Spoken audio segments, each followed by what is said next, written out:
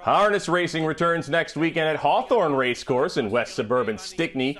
They had their season abruptly stopped in mid-March by the coronavirus pandemic. Of course, people will not be allowed in the stands, at least for now, but sports-starved fans can watch online and legally wager on the races if they so choose. I talked with Jim Miller from Hawthorne about what it means to be back on the track. We're over the moon excited. It's one of those things that we were into the racing meet when we got started. So we were about 5 weeks into this when this pandemic started.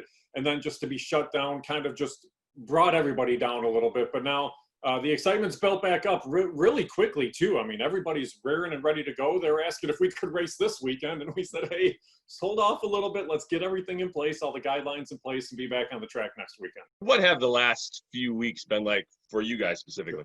Sure. And the thing about us and the thing about this whole pandemic is the care of horses has been deemed essential the entire time. So even since day one of the pandemic, horses have remained on the track at Hawthorne Race Course, and they've had to be cared for every day. So the residents that care for those horses are living there. They're coming into the track every day. They've had to follow all the protocols, the facial coverings, the social distancing, and that, while still trying to keep their animals healthy and in shape, and doing so without any income. And that's really been the biggest thing about all of this is you have the care for the horses that remains, and you're looking at about $1,500 a month for the care of a single horse.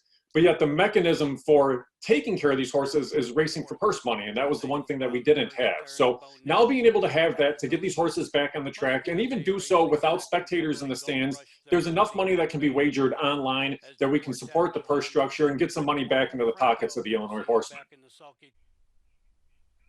Miller is hopeful when Illinois advances to phase 4 of recovery, they'll be allowed to have at least some fans back.